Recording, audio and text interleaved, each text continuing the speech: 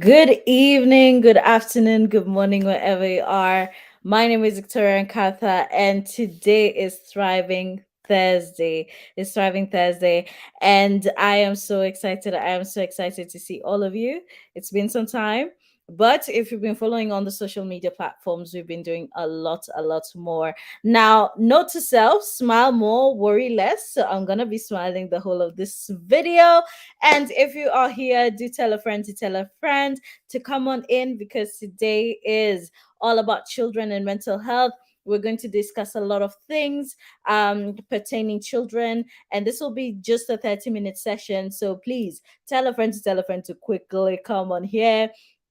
I know there were a lot of mishaps, a short mishap with the timing, but I'm glad that everyone will be able to join. For those who will be able to join, I know we've started an hour earlier, but that is also because we are going to be doing a crowdfunding with Quinta, and also there will. I have a few other engagements, and the time usually is this time, but there are some technical issues, but we are here and we are ready to go. Now, I can already see a comment coming in. IO Film saying that waiting. We've been on stand for the last 45 seconds. Thank you very much. And that is loyalty. That is very much loyalty. G4G Africa, amazing because that's the foundation that we're going to be crowdfunding for tonight. So thank you for joining. Says you look so fabulous. Thank you. Thank you. I did a lot, something, coming onto these streets, you have to look nice. You have to look nice, especially on these cameras. You have to look nice. But today is all about mental health. We are all about Thriving Thursday. We are all about mental health month. Remember that mental health, this is the month of mental health awareness, and we are creating this discussion around mental health. And this week is all about Children's Mental Health Week. And we've already been having discussions online about mental health, and I think they have been really, really great discussions. So I'm looking forward to having more and more discussions. Remember that this week is not yet over. Tomorrow is also a day, and then next week we dig deeper into Mental Health Week. Where we'll also be discussing matters mental health and having great discussions. So with that said, let us start off the topic of the day. The topic of the day is children and mental health. Please do remember to share the stream. We're streaming on Victoria and Katha on Facebook. We're streaming on Responding to Life on Facebook. We're also streaming on Responding to Life on YouTube, where I think some of you are watching from, and we're also streaming on Responding to Life on Twitter. Yes, yes, yes, we can go live on Twitter. So those are the different streaming areas that we are streaming from, and do make sure that you are tuned in onto one of them. Now, with that said, also follow us on our platforms, and we get straight right into it. Now, what is children's mental health and why is it important? I think a lot of times when we're talking about mental health, we often forget that children also get affected, and children also suffer from mental health issues. A lot of mental health issues from when people are kids or when adults are kids go undiagnosed, and therefore a lot of issues transition also to them getting to their adulthood. A lot of issues that you see a lot of adults have in their adult life are not primarily from when they're young, from when they are adults, but from when they are very, very young, when they're still kids. And these things go unnoticed because a lot of the mental health issues, and a lot of the illnesses and disorders often go as, oh, it's just hyperactivity, they're going to change, oh, it's just how the child is, it's a brain overworking. But we often forget that kids also get affected by the things that are around them. Kids often get affected by so much. And we want to discuss a little bit about the reasons as to why kids do get affected by mental health issues. What are the factors that influence kids getting mental health issues before we dig deeper into the mental health issues? We were having a conversation on Twitter Spaces yesterday, and we were all discussing a few things that affect young people, or other kids. Sorry, I'm going to have to get my youthfulness away and focus on children. We were having a great discussion yesterday on Twitter Spaces about children and effects of mental health and factors that affect their mental health. One of the things that we discussed was number one, divorce. When kids go through a family that is splitting, more often than not, a lot of people focus on themselves as adults and how this is affecting them, but they do not focus on the children, how that's affecting them. A lot of children end up in depression, anxiety, worry, and much, much more because, let's say, their parents are getting divorced. Number two, another factor that could affect kids and their mental health is bullying. We don't realize how much we have in terms of we don't realize how much we have in terms of bullying in this day and age.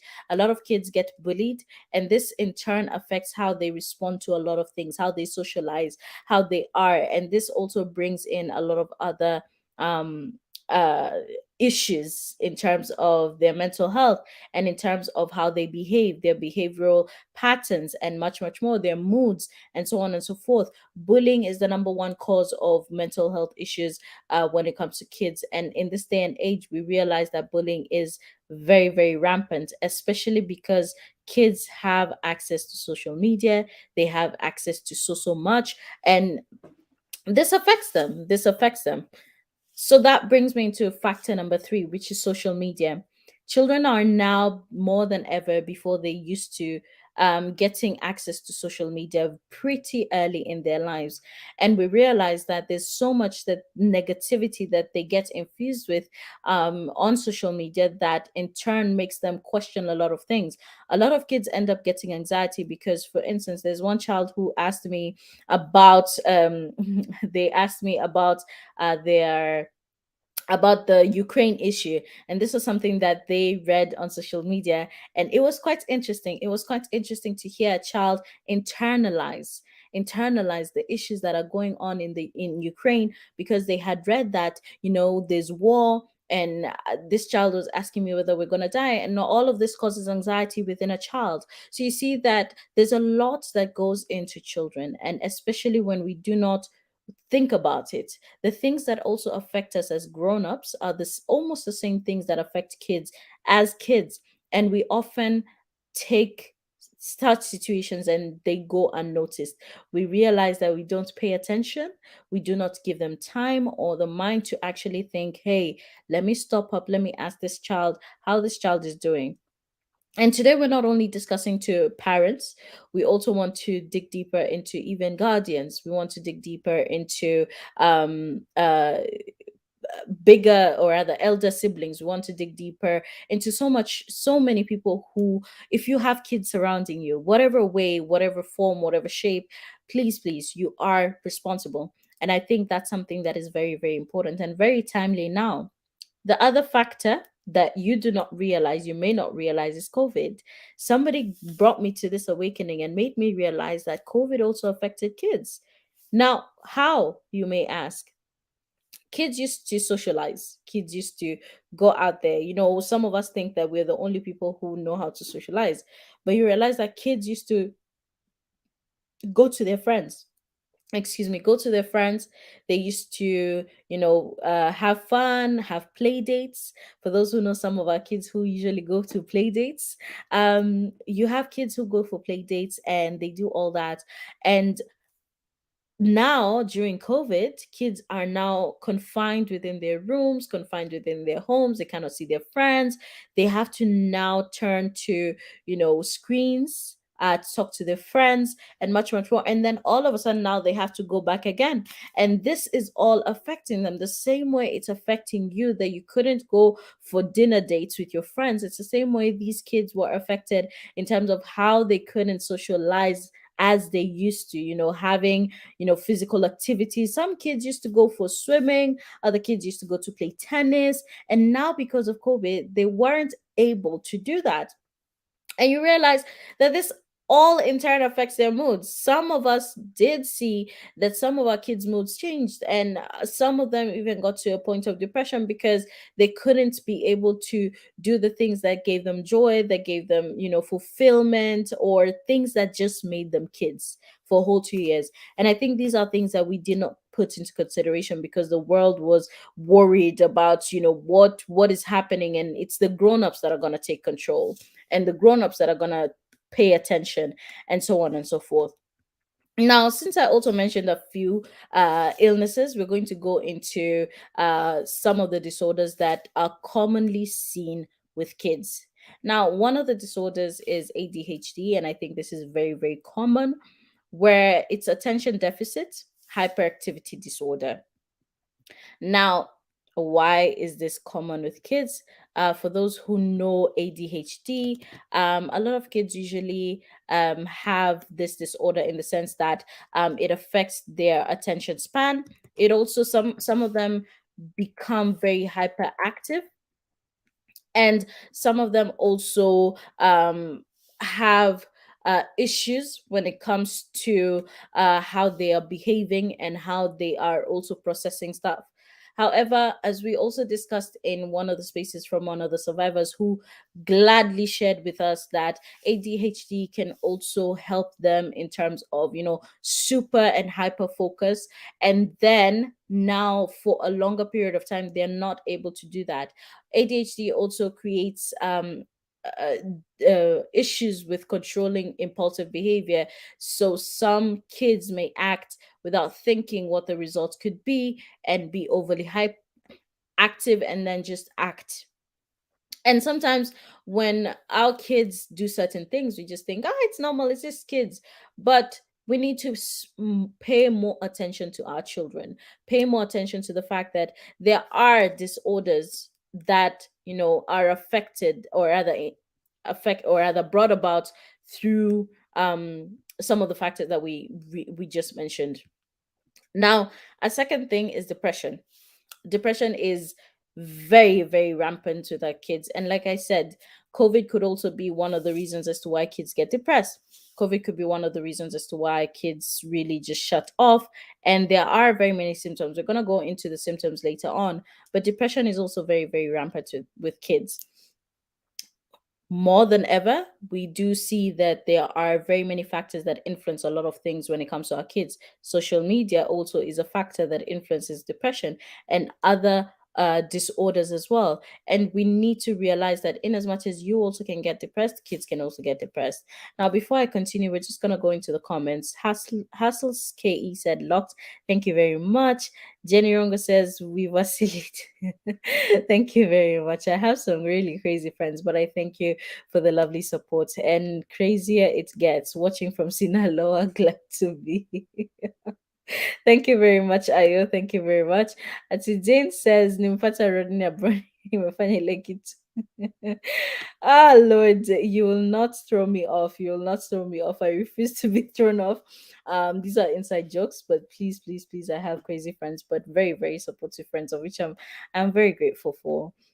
Samuel Joe says a conversation that we must all have. Thank you very much. And yes, indeed. Boro Joe goes in and says a child's cognitive growth is tied to their mental health. Absolutely. It would be naive to overlook that their wellness is tal. And that is very, very true. And that is something that we do. We often ignore kids' mental health. And despite the fact that it plays such a major role in terms of their growth, in terms of how they become, and like I stated in the beginning, kids' mental health often turns out to becoming an issue in the future because kids end up going undiagnosed and then end up having issues in the future. We're going to look at that in a few. But before we even look at that, here's a message I would have said from our sponsors, but I'm the sponsor here. Here's a message about May and Mental Health Month. Hopefully, you'll take it to heart as I get a drink for my tongue because I'm here talking. But do enjoy, and then we'll be back with some more. Hello, everybody. My name is Victoria Kata, and this is Mental Health Awareness Month. Now, the beauty of this month is the fact that we are all getting to set a focus on our mental health, and this is something that is very, very close and dear to all of us, and very, very important, something that is very underrated. Now, one of the things that I would like to challenge you with is to do something for yourself. Find a self-care routine, find a plan over what you're going to do in this journey, in this month. If it's fitness, find a fitness plan. If it's journaling, go buy the journal that you have been waiting too long to buy, which you have been procrastinating on buying. If it's whatever it is that you need to do in this month to take care of yourself mentally, please go out and do it. Find a way in which you can do it, and let me challenge you to see what result you're going to yield by the end of the month. Be consistent and let's work on it together. See you on the whole journey. Bye. See you on the whole journey. Here we are in May and we are journeying together. Thank you very much. And then we're going to go into the next disorder. Otherwise, we won't have enough time to run through everything. The next disorder is anxiety. And then the last and but not the least is autism. There are so many disorders, but these are the four most known, or rather most there. I just switched to Danish. My head just switched to Danish for some reason. But the four most common, yes, most common mental health illnesses and disorders when it gets to kids. Now, what are the symptoms of mental health issues in children? We're going to quickly run through this because I definitely want to focus on the solutions in the final 10 minutes. And I love these 30-minute sessions because I don't feel like they're too much, and I also don't feel like they're too little. We get as much information as possible in as short time as possible so that we also get to quickly run over it, get through with it, and then stay interested. So thank you very much for tuning in. I still see a few comments coming in, and my crazy friends, I love you and thank you for showing up. Um, Symptoms of mental health issues in children. Number one, intense emotion, often rage. A lot of people usually think that kids are just acting out, but often intense emotions, sadness, and well, when I mean intense, it's very, very intense, and it's often rage where kids are just, acting out at the slightest provocation. And it's usually a mess. And this is something that we want to be able to point out when your child is acting out and behaving erratically. We need to pay attention, especially if it's not in this child's personality or it's not in this child's behavior. Number two, we want to go into drastic appetite change. A lot of kids usually see a drastic change in their appetite. You see that it's either they will end up eating so much or they'll end up eating so little. So these are things that we can pay attention to it, because these are things that really could really help you notice when a child is starting to develop mental health uh, issues. And it's very, very so much better to nip it by the bud before it grows into something that could potentially become a lasting effect even in their future. Now, another thing is difficulty concentrating.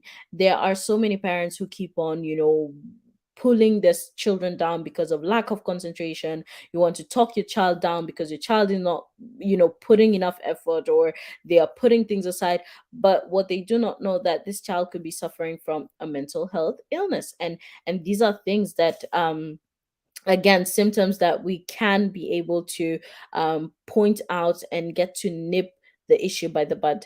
Now, mood swings and behavioral changes, I think this is the most common, where because kids do not know how to, emotional intelligence is not there with kids. So you have kids who just change their moods, behaviors, especially when they're younger, even not even at adolescence age, but very, very young.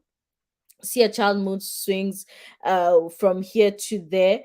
And we see this in a lot of kids who are being bullied. For instance, if they see something that is a trigger to them, all of a sudden, boom, it's something happens within them that completely shifts their mood, and completely shifts how they're thinking, shifts how they're feeling, and so on and so forth, which is quite common. And their behavior also changes. They change because probably there's a trigger somewhere, one place or another. There's a trigger, and these are things that we need to discuss and we need to be able to point out. And then the final one, but not the least, is bedwetting. I know a lot of parents usually feel like bedwetting is a sign, or rather, kids who stop bedwetting are is a sign of growing, or bedwetters are a sign of, you're still a child, especially from the culture that we come in. But sometimes bedwetting could be a sign of a mental health issue brought in by, anxiety and depression and so on and so forth, because kids to some degree do not, again, have the emotional intelligence to go in and, talk about their feelings, talk about their emotions. And we're going to go into the solutions and ways to mitigate mental health issues.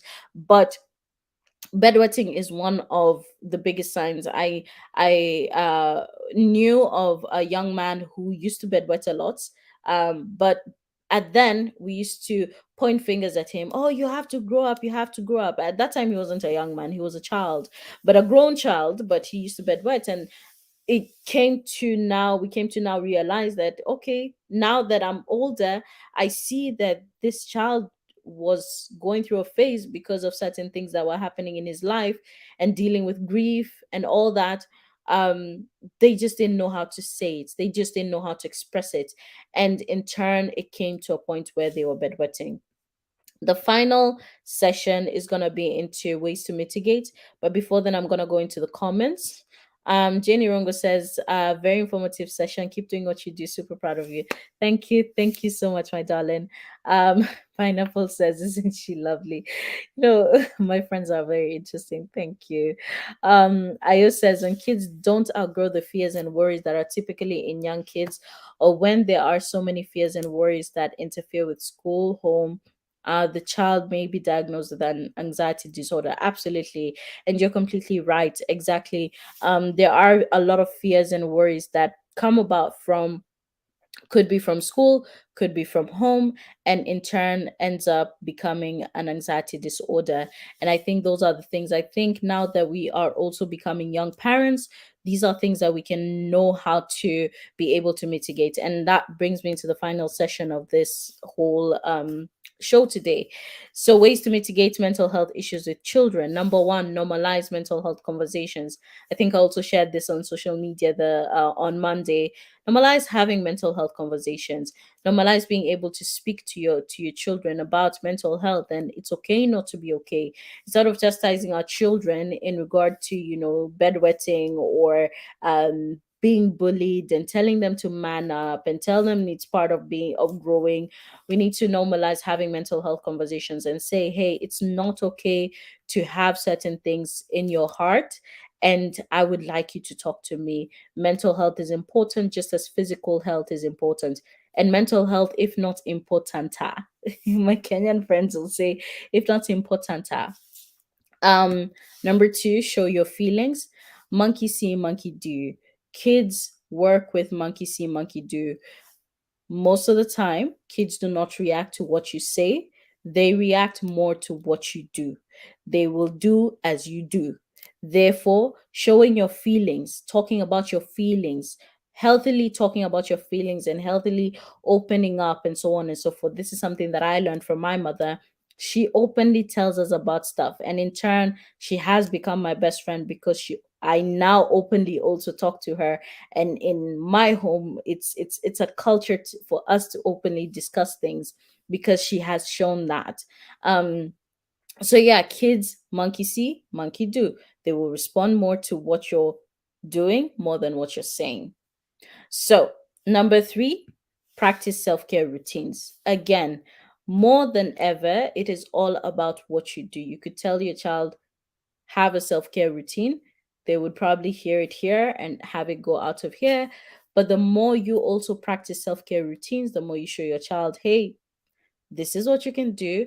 You can wake up every day, make your bed, wash your face, do this, take a walk, go to the fitness center, or go for a swim, and so on and so forth. Very important. Practice self-care routines, practice meditation. If you want your child to start meditating for their own mental health, you also need to start meditating. Whatever it is that you subscribe to in terms of self-care, make sure that you are also doing it so that they also can practice it. Number four, listen and be attentive to your child's language. You know your child better than anyone, and you can be able to detect things that other people may not be able to detect. A teacher might not know when your child is being bullied because they don't know their child. They don't know your child's language. They don't know how to respond to your child. You are the only person who knows where is my child hurting, where is my child feeling it, and how can I be able to help my child. But if, as a guardian, as a bigger sister, as a bigger brother, as a parent, whatever, as an uncle, aunt, if you do not know how to listen attentively and watch keenly, then you will have a hard time knowing how to deal with your child, knowing how to even handle them at their worst. And that, I think, is one of the most important things. Number five, encourage journaling and create a safe space and respect boundaries. I think this is one that, if you may not be very comfortable with kids coming to you, or maybe you are not comfortable with showing your own emotions, one way to be able to help that is for you to be able to journal and encourage journaling with your kids, and also respecting their boundaries. Let's say they have their own journal. It is not in your business to read the journal. You want to create a safe space for your child to be able to feel comfortable and express their feelings and emotions in the most healthy way possible. You don't want to be in a situation where you now breach that trust, not only breaching the trust, but you also breach their privacy. And then in turn, they do not have a safe place to go to. You want to be able to create all these things so that they can be able to have a safe place to go to. I'm also learning how to also take and initiate these conversations, initiate these dialogues, even with my little one, initiate these self-help kits, because kids these days especially have a lot going on, and it's paramount that they're able to feel safe, they're able to feel secure, they're able to feel respected, and they're able to express themselves in the most healthy way possible to avoid potentially getting into negative things such as drug abuse, self harm. We want to mitigate all these issues that come along with having mental health issues. So that's also another thing. Last but not least, seeking professional help.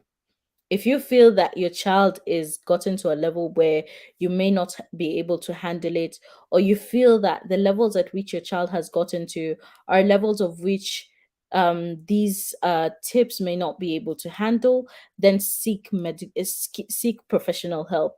Professional help in the sense that, from the part where we started out by normalizing mental health conversations, we also now get to a point where these things are not a taboo. You tell your child it's not a shame to go to a psychologist, it's not a shame to talk to somebody. If you cannot talk to me, then talk to someone. As long as we're getting you to handle everything in your life in the most healthy way possible, let's do it. It is not a taboo. That way we're able to mitigate all the issues before they become real and troubling issues. I'm going to quickly go back to the comments, and then we are at the verge of closing down, but we are not ending the conversation here. We will be on Quinta Space on Twitter Spaces. So if you haven't followed me on Twitter, my name is Victoria underscore Katha on Twitter, where we'll be crowdfunding for the economic empowerment of women who have gone through gender based violence with Quinta Wambulwa. So do follow me there, and then we will be able to have a great conversation. Now, Ayo says your Kenyan friends, you're already global. Must be nice. Wow. Thank you very much. And he says, I'm in Sinaloa. Your Sinaloa friends would say it differently. I told y'all I have crazy but amazing friends. Now, do share the broadcast wherever you are so that people can also be able to see it afterwards. And then join us next Thursday, as we're going to have a different topic. And this month is might be filled with surprise guests where it's not only me. So stick around, subscribe to the channel, turn on the notification bell so that you do not miss out on anything that's happening. With that said, my name is Victoria Nkatha. Thank you for tuning in. Thank you for showing love, and have a great evening, afternoon, morning, wherever you are. Much love and goodbye.